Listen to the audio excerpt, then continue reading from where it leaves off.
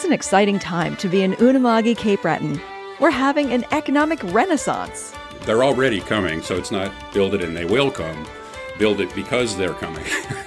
Throughout this series, we'll show you why there's never been a better time to invest in Cape Breton. All those elements were part of the visitor survey, and it came back that the interest was high, very high. Welcome back to Invest in Cape Breton. I'm your host, Michelle Sampson. Unama'ki, Cape Breton draws 500,000 visitors per year who contribute over $300 million to our regional GDP and support 8,500 jobs. These visitors come for the awe-inspiring Cabot Trail, the monumental Fortress of Louisbourg, our world-renowned golf courses, and our rich Acadian, Gaelic, and Indigenous cultures, among many, many, many other attractions. For investors, Unama'ki, Cape Breton is swimming with opportunities because while the traffic is robust, this island is nowhere close to saturation. In this episode, we illustrate these opportunities by highlighting a tourism investment case study in Cheticamp, the rapid growth of marine tourism, and the emergence of Mi'kmaq tourism. Thank you to our episode sponsor, the Nova Scotia Indigenous Tourism Enterprise Network. Let's begin with that case study, which really does illustrate how Unama'ki, Cape Breton's potential is so enticing that a simple plan to build a cottage snowballed into a massive tourism project. Cheticamp is a community on the island's northwest coast that serves as one of the gateways to the Cape Breton Highlands National Park. It isn't far from other recent tourism developments like Cape Smoky in Indigenous and Cabot Links in Inverness. The investor behind the Cheticamp project is Kirk Hopner, CEO of the Ontario-based Nautical Lands Group, which owns, builds, and operates residences for adults over 55. Kirk's boots-on-the-ground partner, and our guest for this episode, is Andre Bourgeois, a Cheticamp local with a long track record of community involvement. It was actually Andre who planted a lot of the seeds for this project. It all started when Kirk bought a historically and culturally significant piece of land on Cheticamp Island, known as La Pointe. The community was eager to find out what the stranger planned to do with it, so Andre went to find out. Turns out that Kirk had simply planned to build a cottage, but was open to other ideas. So Andre got to work feeding him intelligence about his new community. The first lesson was that Cheticamp was founded by Acadians, an ethnic group descended from the French who settled in Atlantic Canada during the 17th and 18th centuries. Through their early history, they were persecuted by the British and ultimately deported from the region en masse in the 1700s. But many came back, and some set up a fishing outpost in Cheticamp. Many visitors come to learn about this ethnic group they might know little about, one that is distinct from the communities surrounding it. There's a lot of Acadian history here. There's a lot of Acadian culture here. There are buildings, there are trails. There's lots to talk about and lots to get people interested in. Cheticamp has maintained an identity, and it's a very vibrant community. The music's vibrant, the culture, the food, everything like that. But we're surrounded by basically, and have been forever, surrounded by Scottish, Irish, Gaelic, English-speaking communities. Cheticamp is a gem in the sense that it's exceptional. And what we're finding through everything that we're doing, that there's a real opportunity there. Modern tourists want to experience something different. They want to experience something unique. They want to be taught. They want to learn. Like what's fricot? Well, it's a brothy soup that can have chicken or beef or potato, and it's very simple. And there's another dish, it's called chiar, and same thing, it's super simple, potato and meat and a bit of broth.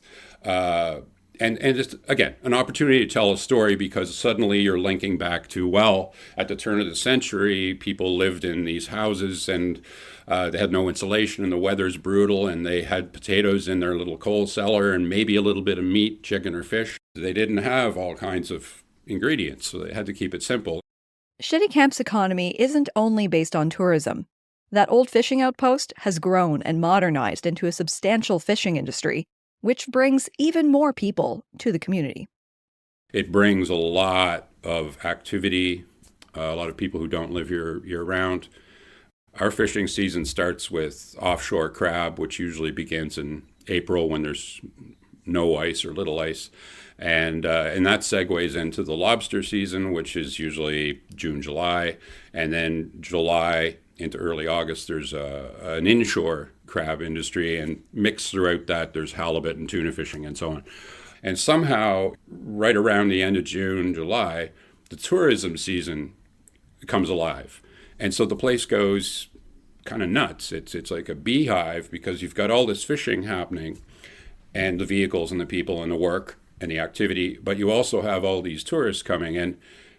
For someone who maybe doesn't know Cheticamp that well, we really have only one main street, which is actually the Cabot Trail. Not only are we on the Cabot Trail, but we're also right at the entryway to the Cape Breton Highlands National Park. So those two things conspire to really bring a lot of people here, at least passing through. And that dovetails into some of the things that we're doing.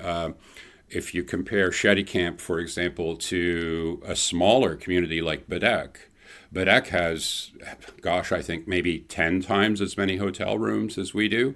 So we need more accommodations. So people love to come to Cheticamp. They love to drive through Cheticamp. But other than Airbnbs, for the greater part, and some small businesses that have cabins, we don't have that kind of large hotel facility. We probably could do with 2, 3, or 4 of them.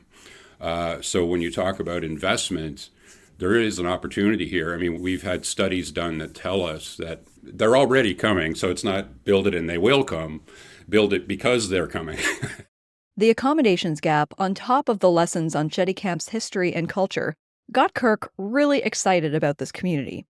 Andre was more than happy to point out the opportunities and do some legwork. You could say the project snowballed. What started with Kirk and this beautiful piece of land and building a cottage. Adjacent to that, there is the old original harbor for Cheticamp, which is La Pointe. And it was decommissioned by DFO a few years ago and deeded to the Cheticamp Harbor Authority. So one day I was standing on Kirk's land looking down at the harbor, and he said, "That's beautiful. Who owns that? You know, because there's nothing going on there." And I said, "Well, I believe the Cheticamp Harbor Authority owns it." He said, "Do you think they'd sell it?" And I said, "I don't know, but I can find out." And anyway, I ended up negotiating to purchase that. And so what that did is it created the idea, along with, because there's such a rich history, the idea of a museum. And then as well, you can't really make money with a museum. So how about we build a building right on the water that has a museum and also a little gastropub, you know? And maybe upstairs we can have a multifunctional space that people can have readings, demonstrations, workshops, art shows, whatever. Then we started looking at building a trail at La Pointe because there are historical foundations, there's a cemetery there. But then what also happened is there's a beautiful piece of land at the other end of the village near the opening of the harbor that's about 14 acres. And Kirk always had a personal dream of, you know, building, designing a boutique high-end hotel, right? Because he travels a lot, he's stayed in a lot of these places. So I was walking my dog there and the property was listed and he just bought this other stuff. And I sent him the link and I was making light of it. I said, "Oh, what a great place for a resort, eh?" Like that was all. Phone rings and it's like, "Do you know the agent? Do you know the guy?" I said, "Okay, all right, talk to them." And so that's become Le Cap, which is going to be a really great project. Hotel, spa. There's going to be a retail sort of market component to it. And we're tying La Pointe at the end of the island to this, like probably with a water taxi, like some really cool things. And in keeping with these things, we've got a couple of housing projects we're working on. Selfishly, we're going to need some housing for our employees, but maybe not so selfishly, the community needs housing. Several businesses need housing. Housing's a real problem here and everywhere else. So we've created a not-for-profit organization to address those things, and those things are very challenging to do, but nonetheless, they're projects that serve a real purpose for the community and help other businesses and just help people who want to live here. Are you able to give an estimate of how many units we're talking about? Yeah, with one of the projects, we're looking at probably between 50 and 55 units. and they'd be affordable, different than low income, but affordable. 1 bedroom, 2 bedroom, a couple of 3 bedrooms, so that people who have work and qualify for, a long-term lease can live there. It's not what we're doing with the hotel. It's a completely different thing. It's very community-minded, and we're working on possibly a retirement age community like 55 plus, probably 20, 25 units. And a lot of the numbers I'm telling you are not pulled out of thin air. They're actually what the research and data tells us is required. So it's not as though we're building an 18-story apartment building thinking, oh, it'll be full. No, we're trying to be smarter than that. Right. And then how many rooms in the hotel? The hotel is going to be, we're just entering the construction design point where it gets a little less theoretical and more practical. We're either side of 40 rooms right now. So not too big, but at the same time, big enough. And it's going to have a restaurant and a bar and a spa. There's nothing like that here. So we're not taking business from anybody here. All the places that are currently full, whether they're Airbnbs, cabins, cottages, or small motel, they're still going to be full. Because again, there's a greater need, in fact, for that kind of midline offering than there is for a higher end offering. But Kirk's dream was to do something like this. He's found the perfect place to do it. I know it's very early, but are there any target dates for when some of this stuff might be open? Open is tough, but for example, at La Pointe, construction on things is happening now. We're building 6 rental cabins up in the woods. We're just waiting for some permits and zoning, but we'll probably start building down by the water either late this fall, early in the spring. And once things start, they move very quickly. As far as breaking ground on the hotel, I think it's likely spring 2025, just because it is such a large project. And in the case of some other projects, we have to wait for deals to close, et cetera, et cetera. But again, 2025 is, I'm very excited about that more so than now. A lot of the things that I'm talking about with you they're not tangible, they're not visible. So even though you're working hard and a lot's getting done and a lot of people involved, it's nothing that the community can see. So it's a little bit like yak, sort of show me the money. So I'm looking forward to 2025 when the community can start to see some of these things coming up. And that's going to be really exciting. Yet another part of the plan is to build a marina for leisure boats at La Pointe, in proximity to the gastropub, beach, and walking trails. As of now, there's nothing like it on the northwest coast of Cape Breton. People would think, oh, well, Cheticamp must be a great place for people with boats, whether they're sailors or power boats. But the truth is, it's not at all, because it's a working harbor in the summer. You've got these huge fishing boats, and they're working. And so it's like the equivalent of saying, yeah, I'm going to take my brand new Maserati and I'm going to go drive around a gravel pit and park it next to a bunch of dump trucks and front end loaders, because that's exactly what it's like. So Cheticamp actually is not well set up. We need some sort of even small, it doesn't even need to be a full-on marina. That's where we're working with tourism to try to create a little bit of a marine destination, because we're extremely well positioned as you leave or enter the Gulf of St. Lawrence.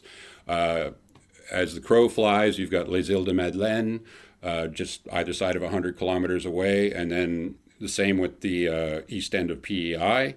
There's all kinds of things. And then once you have that, it gives you the opportunity to do things like have a race that goes round the island, from Bedeque or Sydney all the way around the North Tip to Cheticamp and back. And then when they arrive in Cheticamp, there's an opportunity to perhaps have a festival with food and music, and people stay overnight. And these are the building blocks of growth, I know that more people would like to spend more time here. And it's just that when it's really busy in July and August, it's challenging, because all of the Airbnbs, which are, by the way, serving a very necessary purpose at this point, because we don't have hotels, they're all booked, they're all full. So you end up, again, having to say, well, I'm going to stay in Bedeque, where they've got, lots of rooms, or Sydney, or Port Hawkesbury, or wherever it might be. So, again, the word opportunity keeps coming up. And Related to that, I think this is important. It's no secret that on Cape Breton Island, the focus is on growing the shoulder season of tourism, winter tourism. That essentially summer tourism is at the mature stage of marketing and promotion and sales. The work needs to be done elsewhere. However, there's so many chicken egg catch-22 situations going on. How do you encourage small accommodation operators to open in November, December, January, February, March if there's nowhere to eat open? And how do you encourage the person who runs the little cafe or restaurant to open if there's nowhere to stay? And then both of those folks, how do you encourage them to open if our national park, for example, is you can drive through, but none of the amenities or facilities are open? So we always use the word opportunity, not problem. When something's not open, it's like, well, there's an opportunity to have something open. When there's nowhere to stay, there's an opportunity to have something open for people to stay in. And maybe they can stay and eat in the same place. And maybe if the national park isn't, the trails aren't open, the parking lots aren't plowed, whatever it might be, well, maybe you create experiences outside the park. Because there are mountains, the same mountains, in fact, outside the park. Borders are generally imaginary. So there's opportunity there. And I think that Cheticamp is wonderfully positioned geographically and otherwise to create and capitalize on all those things. One of the organizations Kirk and Andre are talking to in regards to the marina is Superyacht East Coast, which is leading the charge to turn Atlantic Canada into a marine destination. They have a hand in everything from infrastructure development to marketing. Of course, you might guess from the name, the core of their work is attracting super yachts and helping communities maximize the benefits of hosting them. Our next guest is Adam Langley, the president and CEO of Superyacht East Coast. Adam says Unama'ki Cape Breton has a lot to offer these massive pleasure boats. Our beautiful scenery is an obvious one, but our cultural diversity is a big attraction too. Not to mention the friendliness that helps these owners feel secure and welcome to the community.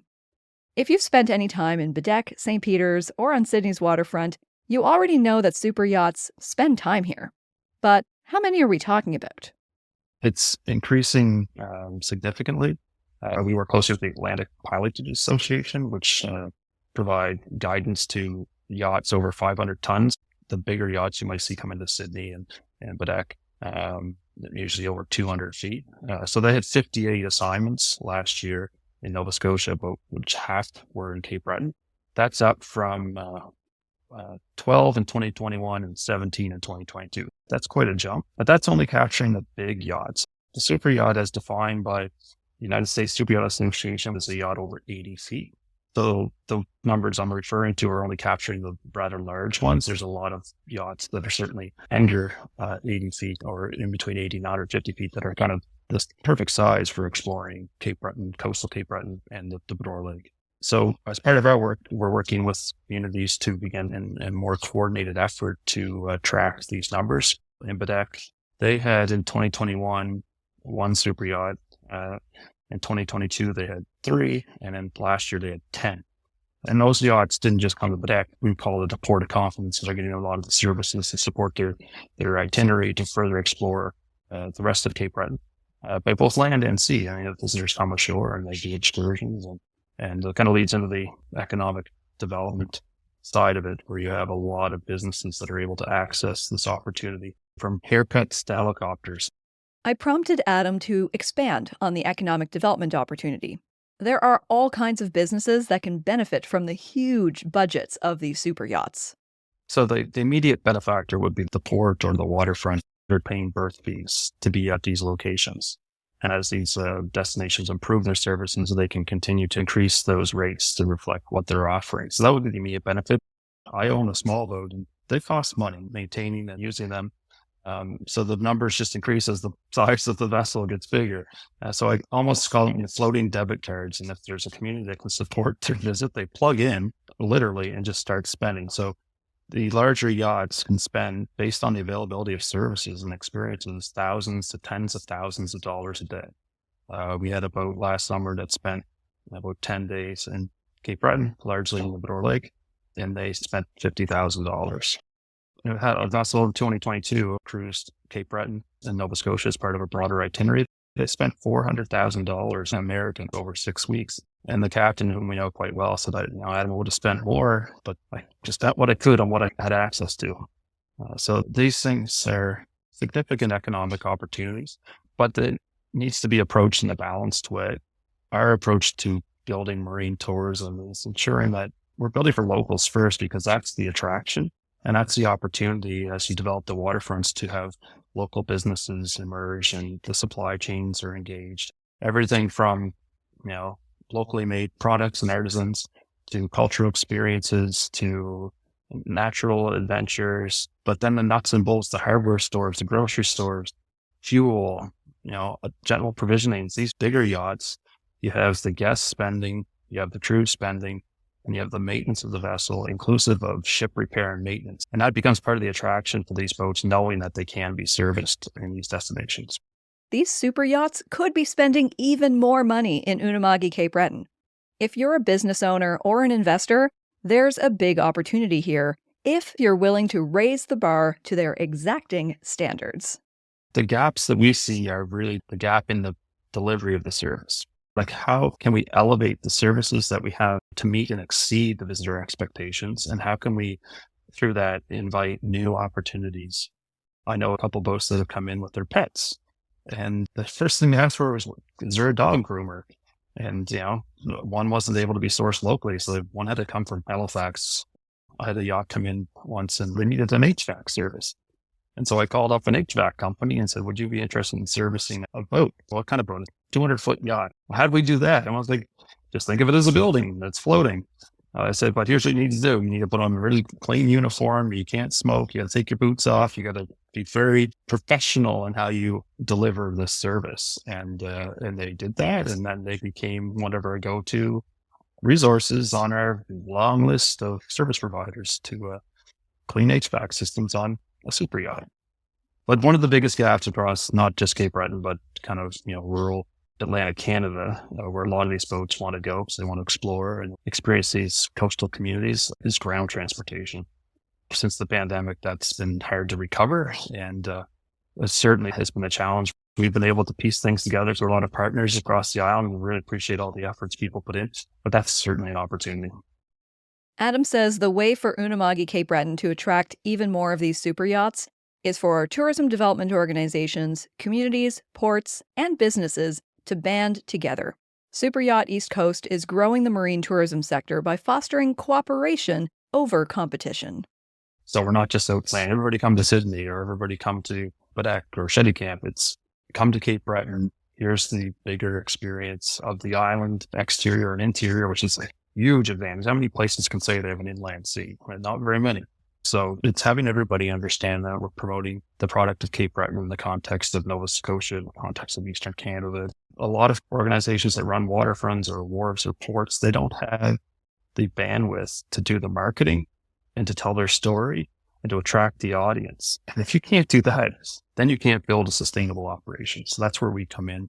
We take that heavy lifting of going out and finding the audience and the visitors and just driving them to your product within a bigger product of the region. If you follow Superyacht East Coast on their very polished social media channels, you'll see Adam and his partner Amanda, the marketing brain of the operation, promoting the region at strategic events and boat shows like the Newport Charter Yacht Show. New England is a particular target market because once a boat is in the Northeast U.S., it isn't too hard to extend the itinerary to Atlantic Canada. So, if you're an investor interested in Unama'ki, Cape Breton's growing marine tourism sector, where exactly should you put your money? Here's what Adam recommends. You got to figure out how to partner with our waterfront developments. A lot of them are attached to main streets that are underperforming as well. So you bring those two together, and I see tremendous development opportunity in the kind of the waterfront districts of our communities.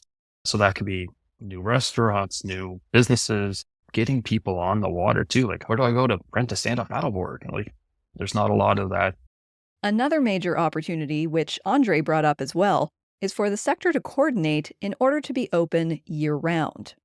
I think the big critical piece of the whole puzzle is we need more elevated accommodations and experiences and that are open year-round. I look at the Cape Breton economy and I see in the wintertime where places like that close, and it just breaks my heart because I know all these people that want to come and snowmobile and ski and do all these other winter activities, but the availability of places to stay and eat is thin. So looking at these nodes, Bedeck, Cape Smoky, Indigenous district, and how do we build up capacity there to create a year-round economy? I know there's other things at play that make it challenging, and especially around getting staff and whatnot. There's a taxation incentive that needs to be reversed. But the conversations are happening. I think if there are investors that are willing to take a chance, I'd be looking at some of these diamonds in the rough, so to speak. If you're a business owner looking to work with Superyachts, Adam invites you to give him a call and join his list of service providers. Adam would also like to expand the network with more communities. He emphasizes that the work is about more than superyachts or catering to the rich. Superyachts has been a hook, and it's been very good at opening up a conversation, but it's where you take the conversation that matters. And where we take it is publicly accessible waterfronts for everyone, and getting rid of these stigmas that boating is just for people of means. Boating is about access to the water. And once you get that access, it's how you get on the water. That's up to you. I mean, my first boat was a leaky little rowboat that I spent more time bailing than rowing, but I was on the water, so I was free. So that's what it's all about. Build for locals first, which attract the visitor, increase the innovation and the platform to then build a stage for people to perform, businesses to thrive, and communities to really re-engage with their waterfront assets. So, a lot of communities around Cape Breton and Atlantic Canada have, derelict waterfront properties, and just they're not being productive. And a lot of times they don't know how or where to start the kind of reinvention of their waterfront. And that's where we come in. We really help build the case to then activate the waterfront and make it productive, but doing so in this context of this collaborative marine destination network. Because no yacht is just going to one place. They're going to a network of experiences. And the more destinations you have, the more viable you become as a marine destination. So many of our communities are waterfront. Would you say if we did a really good job of promoting tourism, is there an upper end of saturation, or do you feel like there are just so many opportunities here for these communities to take advantage of? I think our waterfronts are low-hanging fruit.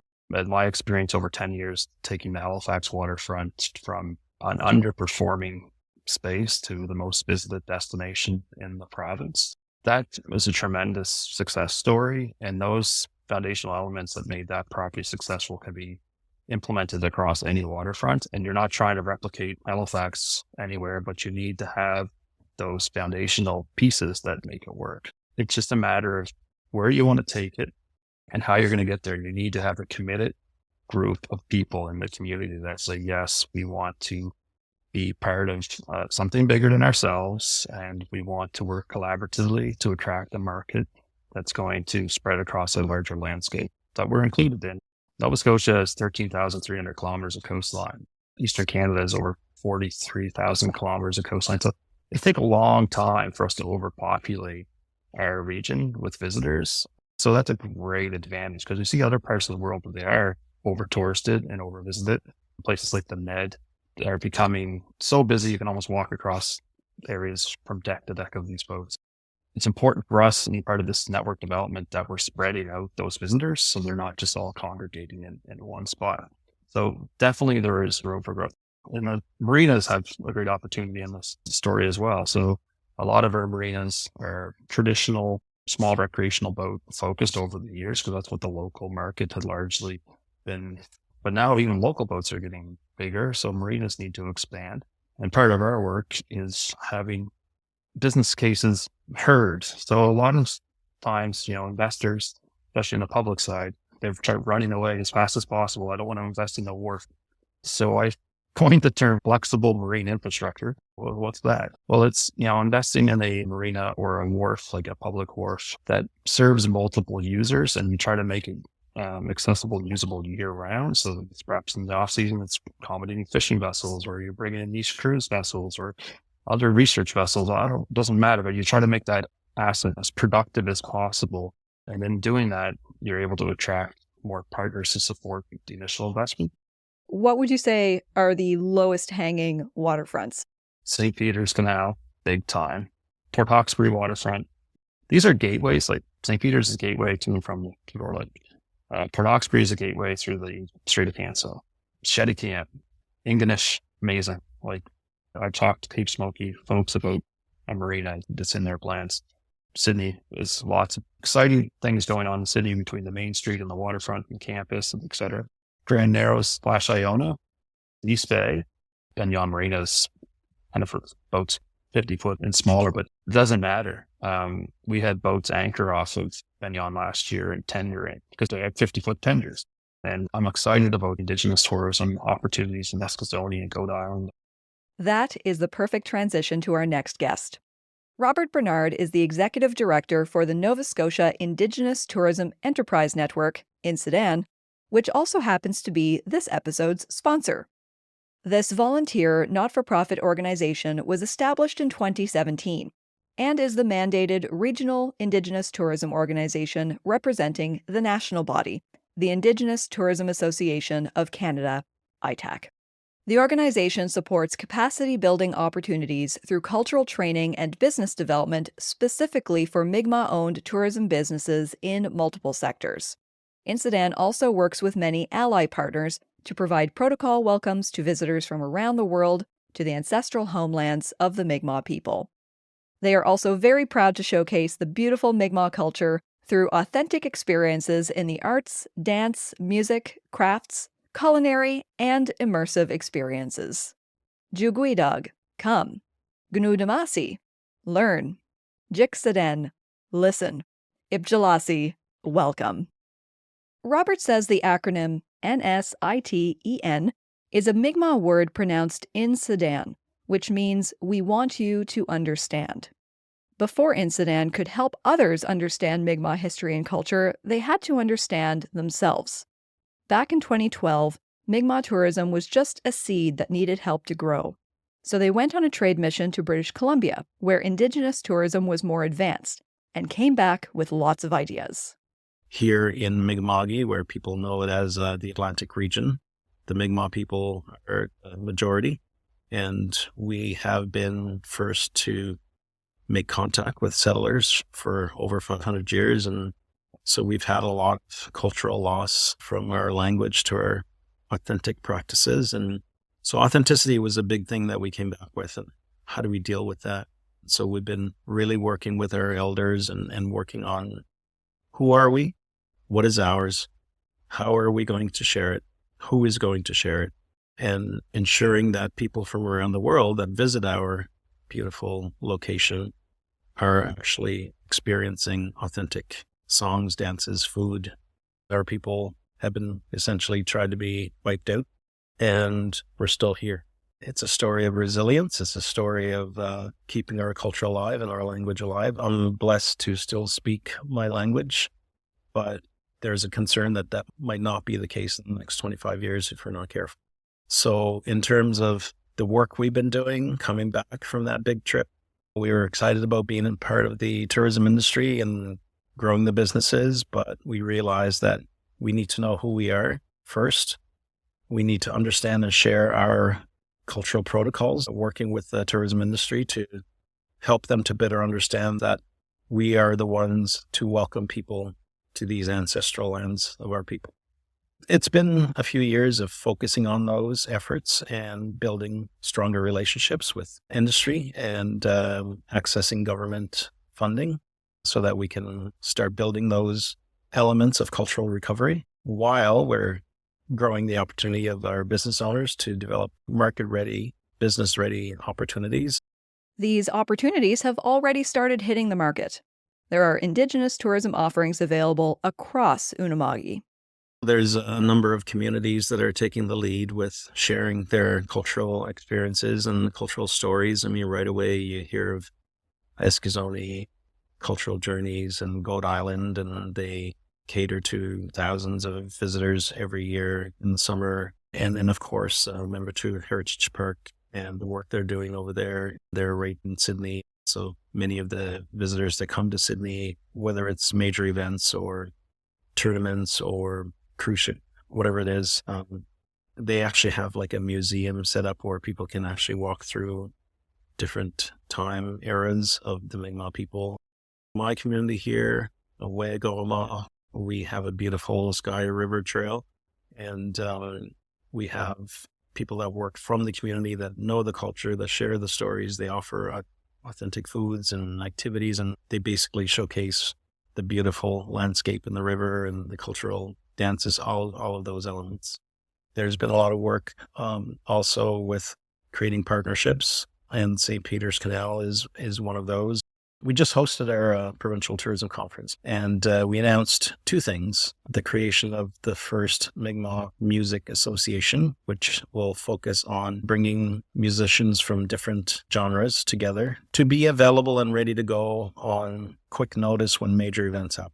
And so they just hosted the Junos in Halifax, as you know, and so our people were involved in the opening protocols and sharing their music and dance. And so we want to have more of a coordinated effort in moving that forward. The other element that was announced was that we're creating a Mi'kmaq culinary project with Nova Scotia Community College. So we're targeting youth in our high schools so that they can start learning about culinary from the kitchen perspective, but also from the land.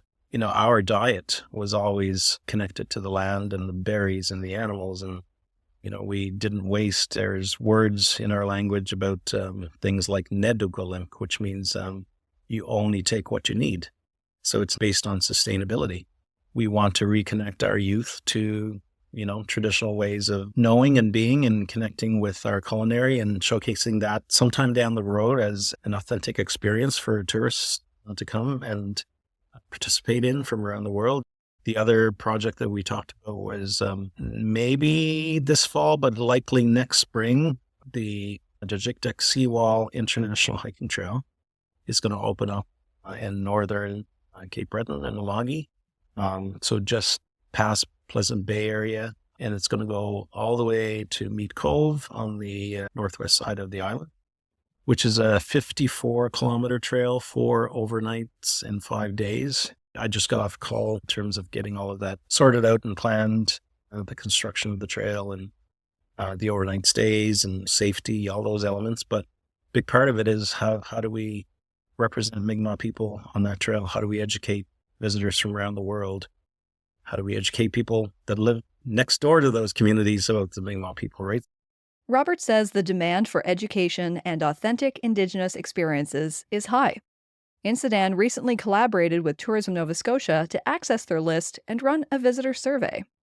They have a list of probably 25,000 visitors from around the world that come to Nova Scotia on a regular basis. So we wanted to ask, do you know about the Mi'kmaq people? Would you pay to experience an authentic Mi'kmaq performance? Or do you know what authenticity means? Have you visited a Mi'kmaq community? Like, all those elements were part of the visitor survey. And it came back that the interest was high, very high, and people wanted to know more. But it also came back that people didn't know much about our people.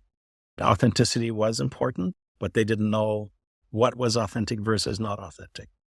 So that's something we're working on as well through the Assembly. Our leadership approved an authenticity guidelines process.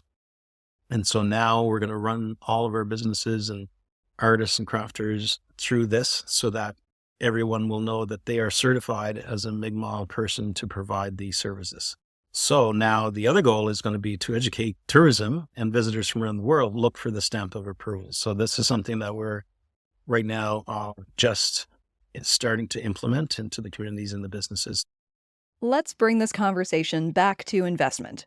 There are great opportunities in Indigenous tourism, but it's important for investors who are not Indigenous to come with an open mind. We see things differently in terms of investment. And when someone comes here from another country or another land, learning about the First Peoples' history should be a first responsibility before you try to make money off the land. You know, I've had conversations just even recently about companies not taking the time to get to know the true history of the people and how they can be part of reclamation, part of reconciliation.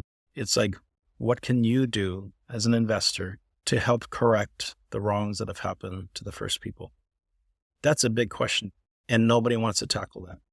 And if they wanted to tackle that, all they have to do is come and talk to us and work with us. And there's many, many different ways, from small projects in communities that could, create employment and training, but larger projects where we can, talk about land back. Wow, that's a scary thing. Land back.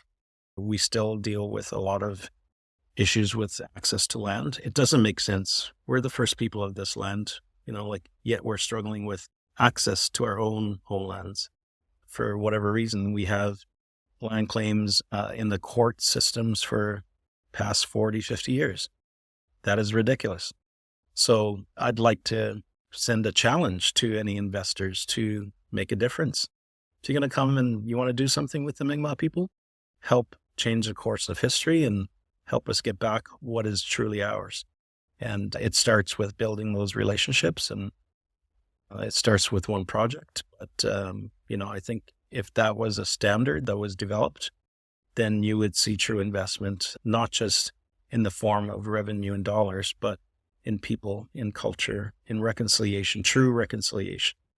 Robert welcomes investors to reach out to NSITEN, who are the doers that create partnerships and relationships, and also to the Assembly of Nova Scotia Mi'kmaq Chiefs, which is the place to present.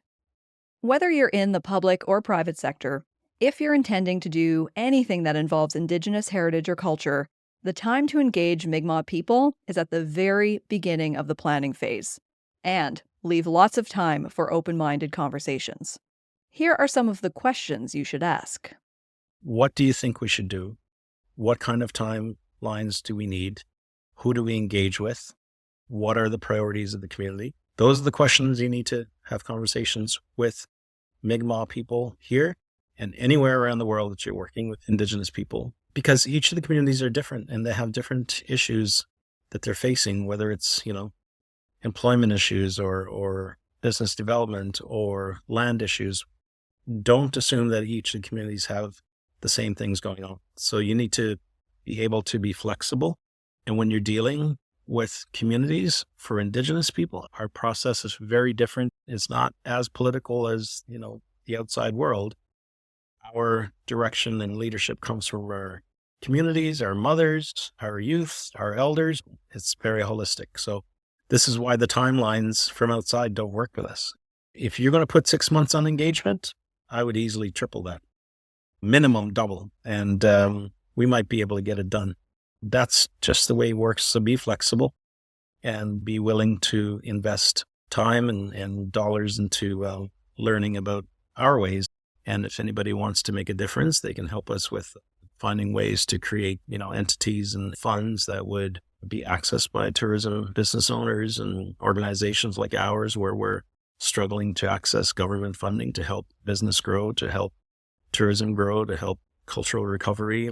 Like, those are elements that we're working on a daily basis. And I think we'd get lots of good stuff done. Robert recognizes the challenges of planning major projects and the temptation to have a solid plan before seeking input from Indigenous communities. But he emphasizes that is not the way to go. Don't come forward with something that's already created in terms of a plan with structures and timelines and everything. I can almost guarantee that plan is going to be re-evaluated and broken apart and then brought back together. And it's not going to look the same as you did coming. So just being smart and flexible. And you know what? Our people want to get to know you first. They don't want to get to know the money. Sure, that might come after, but they want to be able to trust you. They want to be able to understand the work and the company and the people and who are you and your family and your connections and your culture and like all those things. Building trust is a reciprocal process. Robert says the best way to learn about Indigenous communities is boots on the ground. Come and visit, dance and sing.